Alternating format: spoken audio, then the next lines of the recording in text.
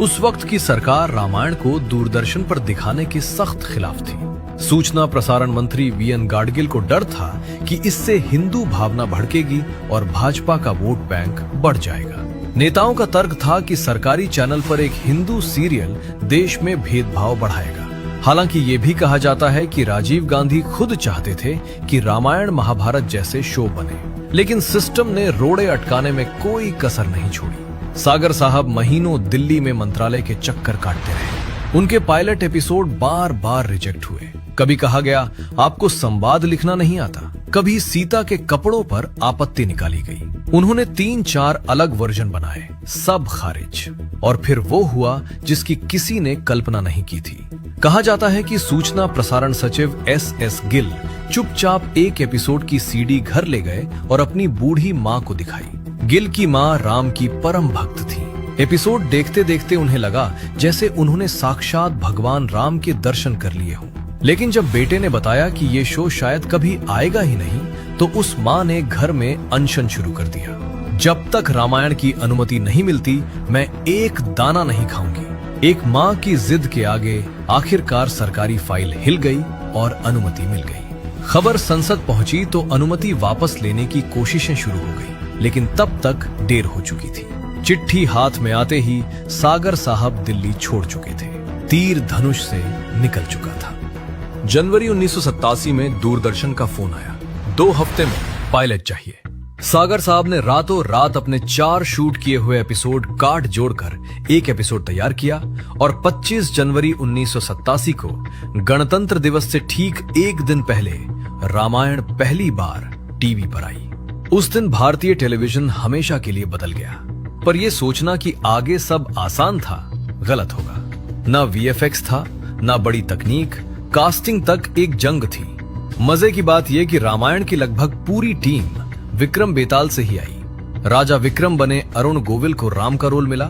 हालांकि पहले ऑडिशन में वे सीधे रिजेक्ट हो गए थे। दीपिका चिखलिया कई स्क्रीन टेस्ट के बाद सीता बनी। सुनील लहरी को पहले शत्रुघ्न का रोल ऑफर हुआ था, फिर अचानक लक्ष्मण बना दिए गए। और हनुमान के लिए दारा सिंह के अलावा कोई सोचा ही नहीं जा सकता था। रावण के लिए सागर साहब अमरीश पुरी को चाहते थे, लेकिन किस्मत देखिए, गुजरात से एक छोटे से नाविक के रोल के लिए मुंबई आए अरविंद त्रिवेदी के भाग्य में रावण लिखा था। लव कुश की कास्टिंग तो और मजेदार है। सागर साहब ने एक दिन सड़क पर एक कार के पीछे लव कुश लिखा देखा। मालिक से मिलकर उनके बच्चों का स्क्रीन टेस्ट ले लिया। बच्चे पास तो हो गए, पर सेट पर इतनी शैतानी करते कि सागर साहब ने बाद में इंटरव्यू में कहा, जिंदगी भर किसी ने मुझे इतना नहीं सताया।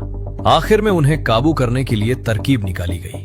सागर साहब ने बच्चों के सामने अपने ही 2 असिस्टेंट्स को नकली डंडे बरसाए, यहाँ तक कि एक मेज भी तोड़ डाली, ताकि बच्चे समझ जाएं कि ये आदमी सख्त है।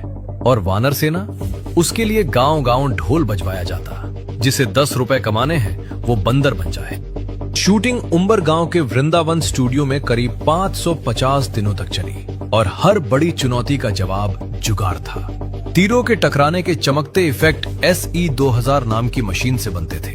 कुंभकर्ण के वध में कटते हाथ सिर असल में प्लास्टर ऑफ पेरिस के थे, जिन्हें क्रोमा तकनीक से जोड़ा गया। सबसे कमाल तो अंतिम युद्ध में हुआ।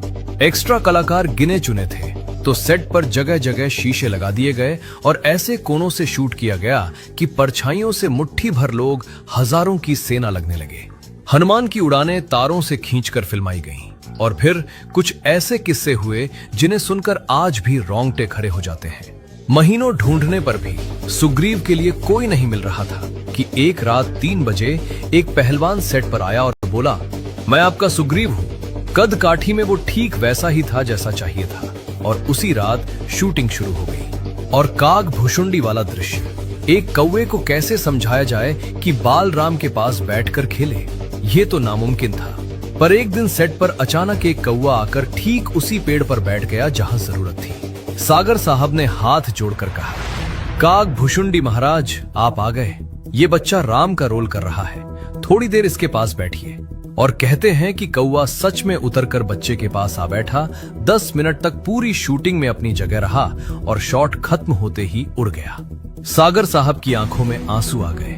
उन्हें लगा भगवान खुद मदद करने आए हैं। और फिर देश ने जो देखा वैसा न पहले कभी हुआ था न बाद में। हर रविवार सुबह पूरे भारत में कर्फ्यू जैसा सन्नाटा छा जाता। सड़कें खाली, बाजार बंद, ट्रेनें और बसें स्टेशनों पर रुकी हुई, यहाँ तक कि संसद की कार्यवाही तक थम जाती।